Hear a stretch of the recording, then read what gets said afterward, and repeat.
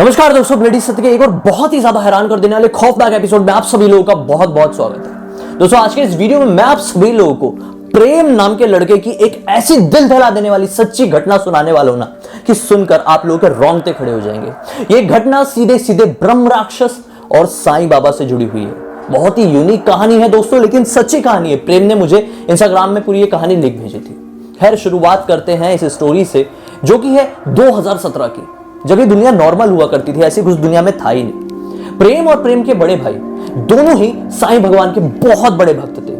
उनका दिन ही जो होता था ना, वो शुरू होता था साईं बाबा की पूजा पाठ से, साईं बाबा के भजन से। डेली साईं बाबा की एक स्तुति करते थे, तभी अपने किसी भी काम को शुरू करते थे, पूरे दिन को शुरू करते थे। दोस्तों, अभी चल रही थी फिलहाल दोनों की गर्मियों की छुट्टी। दोनों ने ये सोचे कि गर्मियों की छुट्टी चल रही है, चलो हम लोग दादाजी के घर पे चलते हैं। दोनों मुंबई के रहने वाले थे। आज की ये कहानी नासिक के ऊपर आधारित है। वो दोनों सोचते हैं कि हमारे दादाजी नासिक में ही रहते हैं, काफी ज्यादा नजदीक है, तो हम लोग आज अपनी कार से ही दादाजी के घर पे चलते हैं। सोचते हैं कि रात के समय निकलेंगे, तकरीबन 9 बजे के आसपास, तो आधी रात के टाइम पे पहुंच जाएंगे और सुबह सुबह हम लोग नासिक में एंजॉय करेंगे। तो उन लोग अपने काम को अंजाम देने के लिए अपना पूरा काम खत्म करते हैं, लेकिन आज साईं बाबा की स्तुति नहीं किए रहते। साईं बाबा की पूजा पाठ करना वो भूलते नहीं है, लेकिन उनकी दिनचर्या बड़ी कठिन हो जाती है, क्योंकि उन्हें शाम को निकलना रहता है। शाम को निकलने के चक्कर में वो लोगों को बहुत सारी तैयारी करने रहती है। दोस्तों, साईं बाबा की स्तुति वहां पर अटक जाती है। आज प्रेम का मन ना बहुत ज्यादा बेचैन सा हो रहा था, क्योंकि उसे समझ में नहीं आ रहा था कि क्यों हो रहा है।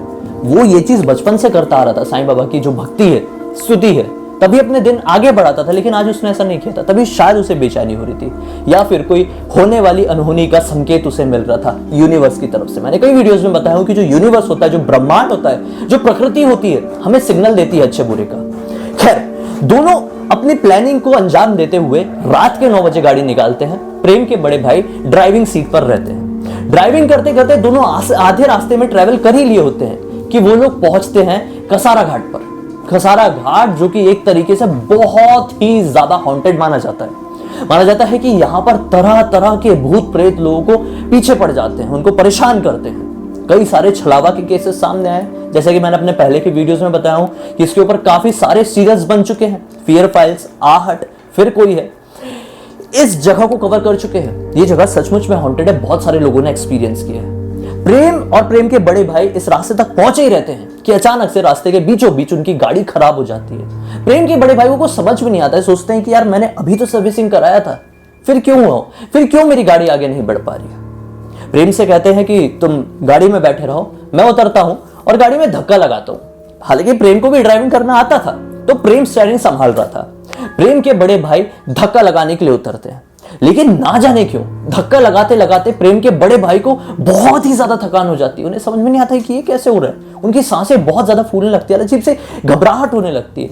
वो बोलते हैं कि काफी रात का समय हो चुका है, यहां पर फंसे रहना ठीक नहीं है। उस रास्ते में बहुत कम लोग ट्रेवल करते हैं, क्योंकि वो रास्ता बहुत फेमस है हॉन्टेड दुनिया में। सब लोगों को पता है कि वो रास्ते में से जाना रात के टाइम बहुत बड़ा खतरे को न्योता देना है। दोस्तों, प्रेम के बड़े भाई वहां पर गाड़ी में जाके बैठते और बोलते हैं कि मुझे ना जाने क्यों थकान हो रही है, अजीब सी बेचैनी हो रही है, तुम गाड़ी से उतरो, धक्का लगाओ, मैं गाड़ी में बैठकर गाड़ी के स्टीयरिंग को संभालता हूं।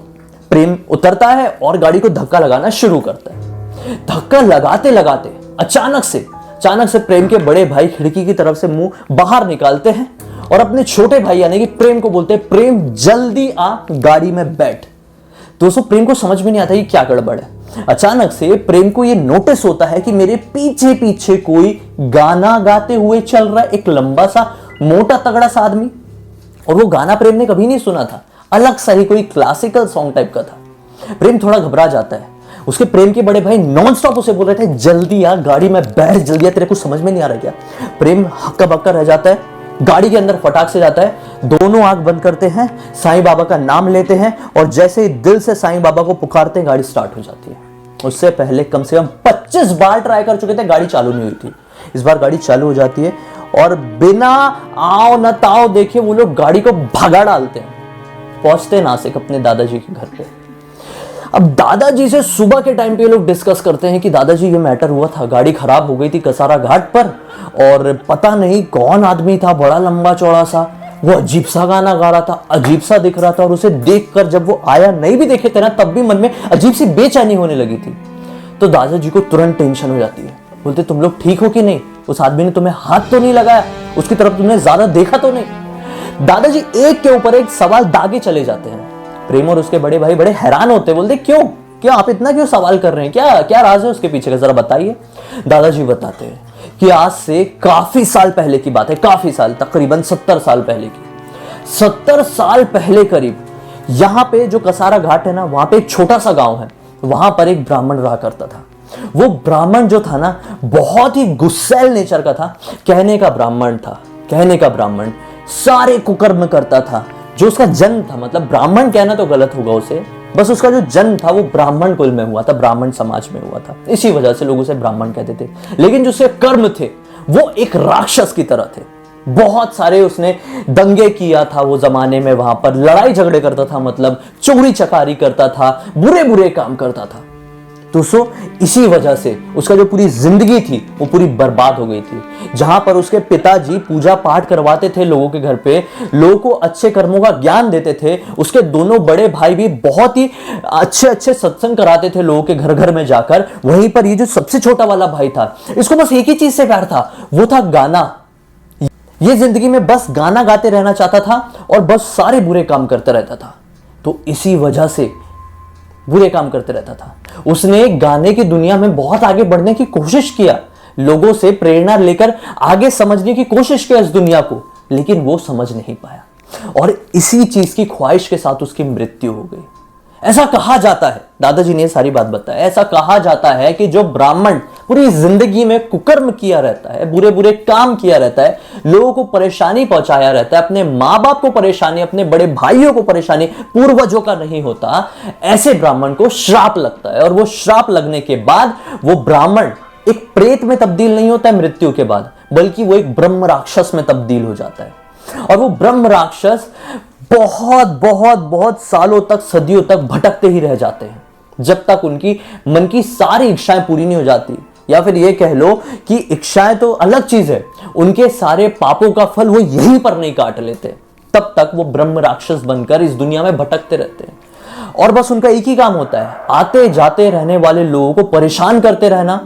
अगर उनने किसी को भी हाथ लगा दिए ना, तो खड़े खड़े उनका सारा खून सूख जाता है, ऑन द स्पॉट उनकी मृत्यु हो सकती है। इतने ताकतवर होते हैं ब्रह्म राक्षस। ब्रह्म राक्षस अगर एक जगह पर आ जाता है ना, तो उस जगह के जितने भी जीव जंतु होते हैं, जीव जंतु जैसे जानवर हो गई, पक्षियां हो गए, उनकी तुरंत मृत्यु हो जाती है। इतना ताकतवर होता है ब्रह्म राक्षस। दादाजी ने कहा है कि वही कसारा घाट में आज की दुनिया में घूमता है, और जिस तरह से तुमने बताया उसका हुलिया, उस तरह से गाना गा रहा था, इस तरह के कारनामे, इस तरह की घटनाएं बहुत सारे लोगों ने कहे हैं हमारे गांव के, नासिक के, और उस गांव वालों ने भी बहुत सारी घटनाओं का ऐसा सामना किए हैं। बहुत सारे लोग तो उस ब्रह्म राक्षस से बच के आए जिन्हें उसके बारे में पता था, और बहुत सारे लोगों की मृत्यु वहीं पर हो गई है। शायद दोनों की किस्मत अच्छी थी कि वहां से बचकर आ गए थे।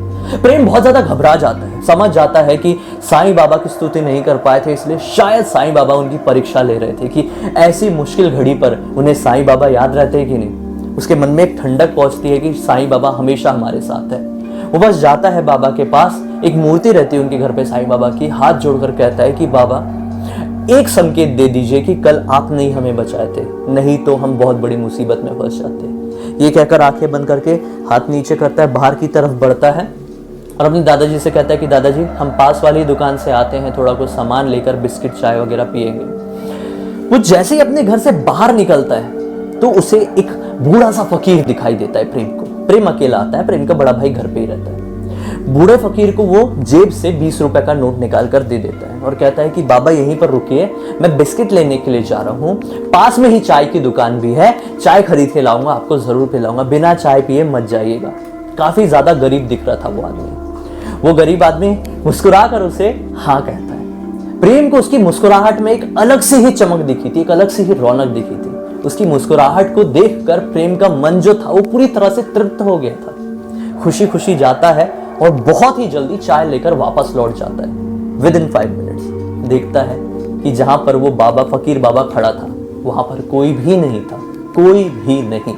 और जो 20 रुपए का नोट प्रेम ने दिया था ना फकीर बाबा को, वही 20 रुपए का नोट वहां पर जमीन में पड़ा हुआ रहता है। प्रेम उस 20 रुपए के नोट को उठाकर अपने पास रख लेता है और प्रेम बहुत अच्छे से समझ जाता है कि उसे उसका संकेत मिल गया।